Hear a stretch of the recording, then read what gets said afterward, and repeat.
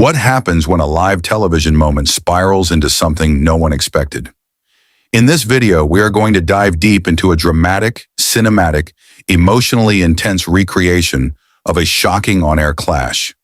The studio felt alive, humming with a quiet electricity that clung to every cable, every camera lens, every breath drawn behind the scenes. Producers moved like shadows, checking monitors and whispering tense reminders into headsets as the countdown clock bled toward zero. The air carried that unmistakable mix of anticipation and danger, the kind that warned everyone involved that something unpredictable was about to happen. Jasmine Crockett sat poised in her chair, back straight, chin lifted, her expression composed but razor-sharp. She adjusted her mic with a slow, practiced motion, not out of nerves but with the mechanical precision of someone who knew control was power. Her eyes flicked across the studio, cameras, audience, host, lights, cataloging every detail. Across from her, Senator John Kennedy lounged as though he were on a porch somewhere in Louisiana, rocking chair just out of frame. His posture loose, his expression mild, his drawl ready. He watched Jasmine with a kind of amused curiosity, as though he'd already scripted how this conversation was supposed to go. The host gave the signal. 3, 2, 1.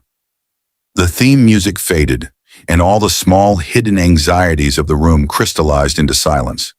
Tonight, the host began with a forced brightness. We're discussing judicial ethics, congressional standards, and the escalating debate over public accountability. Joining us are Congresswoman Jasmine Crockett and Senator John Kennedy. Jasmine nodded once, professional and steady. Kennedy offered a slow, courteous tilt of his head, almost theatrical. The first question left the host's mouth, but Kennedy didn't wait for the rhythm of the conversation to find its footing. He leaned forward, voice smooth as syrup but carrying an unmistakable sting. Congresswoman, I'm trying to understand something. You talk a whole lot about ethics, real passionate like, but I'm curious, do you actually believe half of what you say, or is it just something you rehearse in front of a mirror before coming on television? A barely perceptible shift crossed Jasmine's expression, a tightening of her jaw, a stillness that read less as restraint and more like calculation.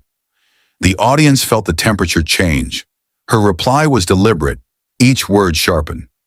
Senator, if you're asking whether I think accountability matters, let me save you the suspense. It does, and I don't rehearse truth. I live it. A murmur rolled through the audience. Kennedy smiled, slow and knowing, as if he'd been waiting for exactly that answer. Well now, that's mighty poetic, he drawled, but you're making some big claims. Bold ones. Claims about impropriety, about corruption, about integrity. That's a lot to swallow, especially from someone who... Jasmine raised her hand slightly. Not rude, controlled, commanding. Before you finish that sentence, Senator, she said softly, I want you to choose your words very carefully. The audience froze. The host blinked in alarm. Camera 3 zoomed in instinctively. Kennedy leaned back, the picture of Southern politeness. Oh, I always do. Jasmine didn't blink once, and yet you still managed to say things with no grounding in reality. Another ripple from the crowd. The host made a weak attempt at steering the show back to structure, but the current had already shifted. The debate wasn't about policy anymore. It was about tone, posture, dominance. An invisible battlefield where both combatants stepped forward without hesitation. Kennedy rubbed his chin, feigning deep thought. You talk real pretty, he said, but all I'm hearing is deflection.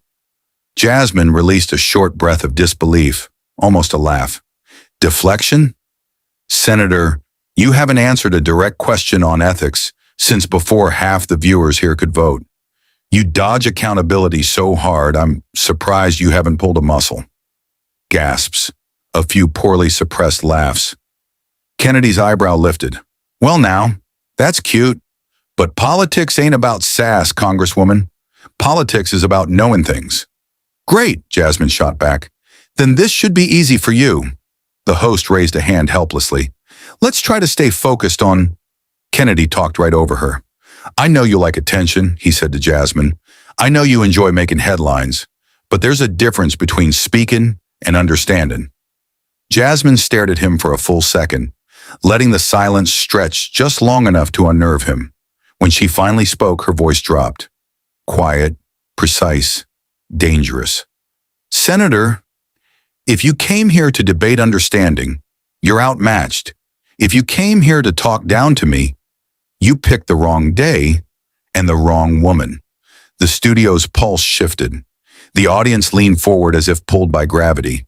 A producer mouthed something off-screen that looked suspiciously like, "Oh no." Kennedy's smirk faltered for a heartbeat. Just one. Then he straightened and tried to recover the upper hand. "Well now," Jasmine didn't let him.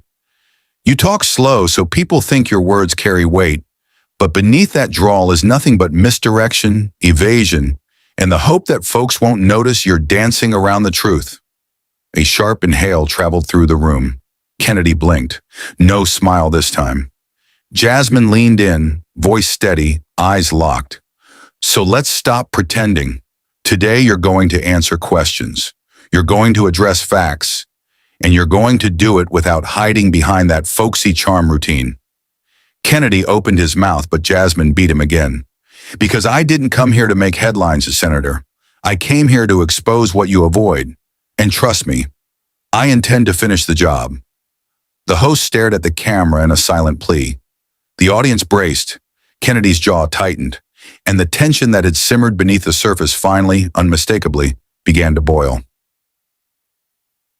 Part 2. The studio air felt thicker now, as if the lights themselves were leaning closer to hear what came next. A tension moved through the crew, subtle but undeniable, the kind that made camera operators readjust their grip, and producers exchange glances that said, "We're no longer in control of this."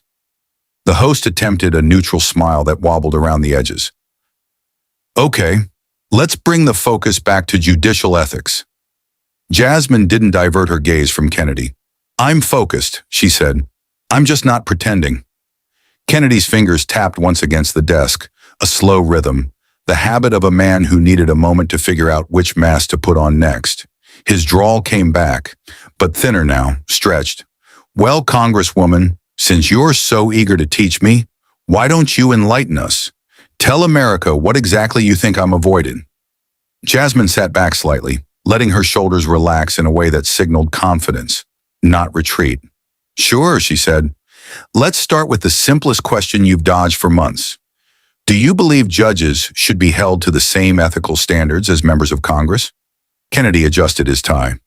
"Well, that depends." "On what?" Jasmine cut in. "Whether you think they'll be watching? Whether you think the donors you protect would approve of?" "Your answer?" Murmurs. The audience shifted again. Kennedy didn't smirk this time. He bristled. "You don't know nothing about who I protect," he snapped before catching himself. Jasmine's eyebrows rose.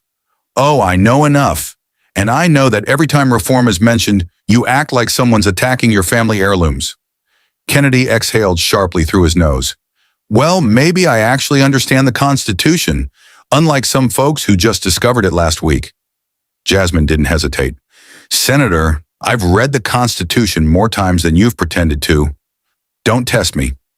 The audience let out a low, appreciative rumble. Kennedy's voice grew colder. "You think you're intimidating me with all that fire? I've dealt with folks tougher than you. And I've dealt with men who underestimate me," Jasmine countered. "They never fare well." The host raised her voice. "Let's ground this conversation in facts." But facts were no longer the battlefield. This had become psychological.